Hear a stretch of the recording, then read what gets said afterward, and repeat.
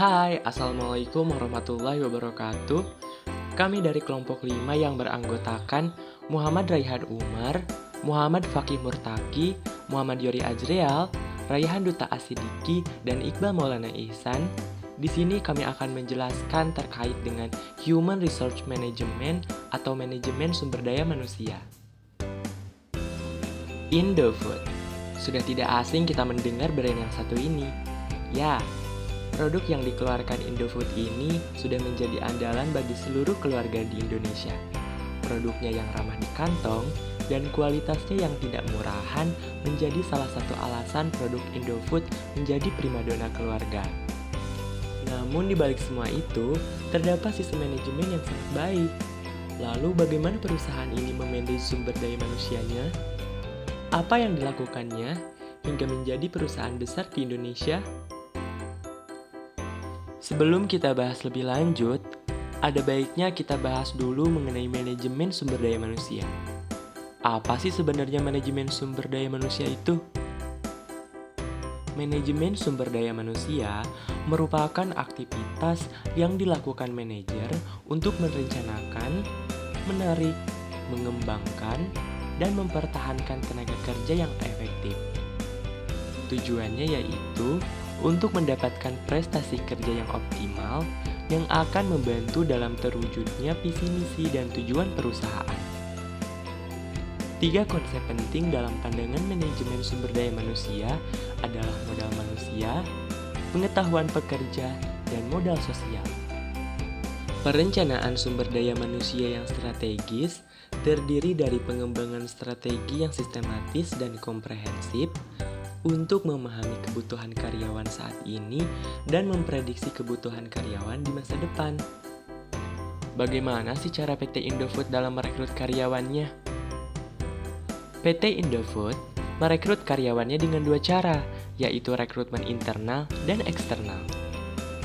Rekrutmen internal dilakukan untuk jenis pekerjaan yang sangat penting di perusahaan, sehingga butuh tenaga kerja yang terpercaya dan kemampuannya sudah terjamin. Sedangkan untuk rekrutmen eksternal dilakukan dengan mengutamakan masyarakat sekitar dengan tujuan mensejahterakan masyarakat sekitar dan mengurangi populasi pengangguran di wilayah tersebut. Tentunya, perusahaan tetap melihat skill dan kapasitas dari para calon karyawan. PT Indofood Sukses Makmur Tbk lebih mengutamakan rekrutmen internal karena tenaga kerja lama lebih mudah beradaptasi sehingga dapat mengurangi biaya pelatihan dan memiliki keterampilan yang sudah terjamin. Seleksi dilakukan dengan beberapa tahap, yaitu yang pertama adalah seleksi berkas. Seleksi berkas seperti perusahaan pada umumnya. Yang kedua adalah tes. Tes ini merupakan tes akademik dan tes kesehatan. Yang ketiga adalah interview. Interview dilakukan untuk mengetahui lebih dalam mengenai para calon tenaga kerja. Benefit yang didapatkan dengan bekerja di PT Indofood Sukses Makmur Tbk ini sangat banyak. Tujuannya agar karyawan mendapat tingkat kepuasan yang tinggi sehingga dapat bekerja secara maksimal setiap harinya. Nah, apa aja sih? Yang pertama, gaji yang didapatkan sesuai dengan skill dan pekerjaan yang dilakukan. Yang kedua, tersedia fasilitas kesehatan juga tunjangan bagi karyawan, termasuk seluruh biaya pengobatan akan ditanggung perusahaan. Yang ketiga, tersedia kantin, agar karyawan tidak perlu keluar untuk mencari makan saat istirahat. Yang keempat, tersedia fasilitas olahraga seperti lapangan basket, sepak bola, badminton, dan area fitness. Yang kelima, diberi uang transport. Wah, banyak sekali bukan benefit yang didapatkan? Proses yang digunakan PT Indofood untuk orientasi, learning and development sebagai perusahaan yang dinamis dan berupaya mengembangkan berbagai inovasi dalam perusahaan, PT Indofood melakukan berbagai hal untuk mengembangkan sumber daya manusianya. Nah, apa aja sih? Yang pertama, PT Indofood fokus pada pengembangan kompetensi teknis. Yang kedua, pada level yang lebih tinggi, karyawan dibekali dengan kemampuan manajerial dan kepemimpinan. Yang ketiga, tersedia fasilitas pelatihan untuk mendukung proses pembelajaran. Yang keempat, membekali karyawan dengan modul pelatihan yang disesuaikan dengan kebutuhan. Dan yang kelima adalah training. Training dilaksanakan oleh trainer internal atau konsultan kompeten dengan tujuan memperluas pengetahuan serta terus memperbaharui teknik pelatihan. Praktik pelatihan yang diterapkan diharapkan dapat meningkatkan pengetahuan tentang profil dan bisnis proses perusahaan, sehingga masing-masing karyawan dapat meningkatkan kemampuan dan mengaplikasikan ke dalam bidang pekerjaan masing-masing. Tentu saja dalam training yang dilakukan, dipupuk juga rasa memiliki, sehingga seluruh karyawan tidak merasa terpaksa, tetapi karena keinginan sendiri untuk bekerja mengembangkan perusahaan. Sementara itu, di tingkatan manajemen puncak, PT Indofood juga melakukan upaya pengembangan kompetensi yang bersifat perencanaan strategis. Modul-modul pengembangan dan pelatihan, baik untuk kompetensi teknis, non-teknis, atau soft skill, disusun berdasarkan kebutuhan agar dapat mencapai sasaran dengan efektif dan efisien. Upaya pelaksanaan pengembangan sumber daya manusia dilakukan dengan berbagai metode untuk meningkatkan kompetensi secara optimal, mulai dari workshop, seminar, pelatihan di dalam kelas maupun lapangan, pelatihan dalam kerja atau on-the-job training, penugasan kejabatan lain, dan terlibat dalam proyek, bahkan promosi kejabatan yang lebih tinggi dengan telah mempertimbangkan kompetensi dan potensi karyawan. Kalian tahu nggak sih manajemen kinerja itu seperti apa? Manajemen kinerja merupakan serangkaian proses dan perilaku manajerial yang melibatkan pendefinisian, pemantauan, pengukuran, evaluasi, dan memberikan konsekuensi untuk ekspektasi kinerja. Nah, ada 4 langkah penting dalam manajemen kinerja. Apa aja sih? Yang pertama adalah pendefinisian. Apa tujuan berdirinya perusahaan dan apa harapan yang ingin dicapai perusahaan ke depan? Tujuan berdirinya PT Indofood Sukses Makmur Tbk ini yaitu menjadi perusahaan Total Food Solution dengan memberikan solusi kebutuhan pangan secara berkelanjutan dengan senantiasa meningkatkan kompetensi karyawan, proses produksi dan teknologi, serta memberikan stakeholder value secara berkelanjutan. Yang kedua adalah pemantauan, yaitu mengukur dan mengevaluasi kemajuan dan hasil yang dicapai perusahaan. Nah, setiap tahunnya, PT Indofood Sukses Makmur Tbk ini selalu mengevaluasi hasil kinerja karyawan. Evaluasi tahunan dilaksanakan pada akhir siklus kinerja, di mana kontribusi dan pencapaian masing-masing karyawan dievaluasi serta dipertimbangkan dalam program perencanaan, suksesi, dan pengembangan talenta. Yang ketiga adalah pengukuran, yaitu meninjau ulang kinerja dengan memberikan umpan balik dan pelatihan. Nah, umpan balik itu seperti apa sih? Jadi, umpan balik kinerja kepada karyawan merupakan pemberian informasi tentang tepat dan tidaknya atau baik dan tidaknya pekerjaan yang dilakukan karyawan pada periode tertentu. Hal ini untuk mengevaluasi bagaimana kinerja mereka dan memberikan arahan yang tepat untuk kinerja yang lebih baik lagi di masa depan.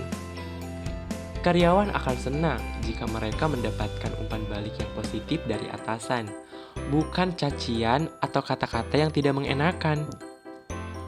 Umpan balik tidak sama dengan review kinerja atau evaluasi tahunan terhadap karyawan. Idealnya, umpan balik ini bersifat langsung, akurat, adil, jelas, dan berorientasi pada suatu tindakan yang terjadi sesuai dengan kebutuhan dan bukan mengikuti jadwal. PT Indofood Sukses Makmur Tbk menggunakan umpan balik dari karyawan maupun konsumen untuk mengendalikan jalannya perusahaan sesuai dengan tujuan dan untuk membandingkan keluaran pada suatu sistem dengan target pengeluaran. Sebagai bagian dari siklus manajemen kinerja, proses coaching dilakukan selama tahun berjalan sebagai mekanisme umpan balik atas hasil kinerja interim karyawan serta untuk mendorong kinerja individu ke depannya. Indofood telah melaksanakan berbagai program dan kegiatan kinerja dan potensi masing-masing karyawan seraya mengembangkan mereka agar dapat menghadapi berbagai tantangan ke depannya. Upaya yang terus dilakukan untuk memastikan kelancaran kegiatan operasional Indofood meliputi pemeliharaan hubungan industrial yang harmonis hingga penerapan performance management system serta pengembangan karyawan. Inisiatif penting lainnya termasuk digitalisasi proses-proses sumber daya manusia, penerapan proses perbaikan yang berkelanjutan, serta mendorong berbagai program keselamatan, kesehatan kerja, dan lingkungan atau K3L. Yang keempat adalah pemberian konsekuensi, yaitu memberikan penghargaan atau hukuman yang sesuai. Sebagai contoh, jenis sanksi yang diberikan pada karyawan atas tindakan yang indisipliner. Yang pertama adalah sanksi lisan dilakukan oleh atasan bersifat umum dan ringan. Jenis sanksi secara lisan adalah pemberian teguran terhadap karyawan yang dilakukan oleh atasan. Teguran ini bersifat ringan seperti pemberian nasihat agar tidak melanggar disiplin kantor. Yang kedua adalah surat peringatan tergantung pelanggaran yang dilakukan. Surat peringatan ini dilakukan oleh personalia atas permintaan atasan atas pelanggaran yang bersifat khusus. Yang ketiga, scourging, dan yang keempat, PHK. Apa itu promosi, transfer, demosi, dan pemecatan? Apa kalian pernah mendengar kata-kata tersebut? Atau kalian sudah tahu maknanya? Yuk simak dengan baik. Promosi adalah penghargaan dengan kenaikan jabatan dalam suatu organisasi ataupun instansi, baik dalam pemerintahan maupun non-pemerintah atau swasta. Seseorang yang menerima promosi harus memiliki kualifikasi yang baik dibanding kandidat-kandidat yang lainnya. Untuk mengembangkan kemampuan para karyawannya, maka biasanya PT Indofood akan memberikan jenjang karir dan promosi jabatan bagi karyawan yang berprestasi. Semua yang berprestasi akan dengan mudah naik jabatan, karena PT Indofood ingin mengembangkan kemampuan yang dimiliki untuk memajukan perusahaan. Selain itu juga, yang diharapkan perusahaan, karyawan akan memberikan loyalitas kepada perusahaan demi mengembangkan dan membuat perusahaan menjadi besar di masa yang akan datang. Selanjutnya adalah transfer. Transfer adalah perpindahan pekerjaan seseorang dalam suatu organisasi yang memiliki tingkat level yang sama dari posisi pekerjaan sebelum mengalami pindah kerja. Gaji, tugas, dan tanggung jawab yang baru umumnya sama seperti sedia kala.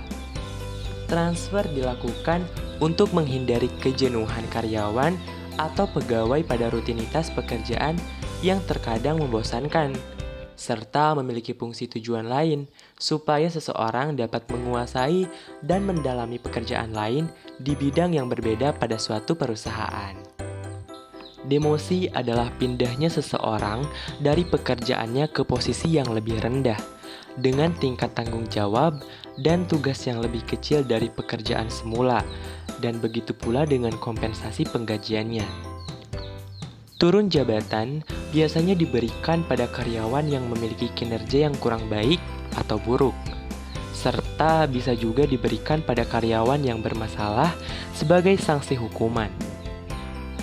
Demosi ini lebih disukai karyawan atau pegawai dibandingkan pemecatan atau PHK. PHK adalah pengakhiran hubungan kerja karena suatu hal tertentu yang mengakibatkan berakhirnya hak dan kewajiban antara pekerja atau buruh dan pengusaha. Sebuah perusahaan boleh melakukan PHK kepada karyawannya apabila pekerjaannya tersebut melakukan kesalahan yang berat. Sekian yang dapat kami sampaikan. Terima kasih sudah menonton. Semoga bermanfaat. Wassalamualaikum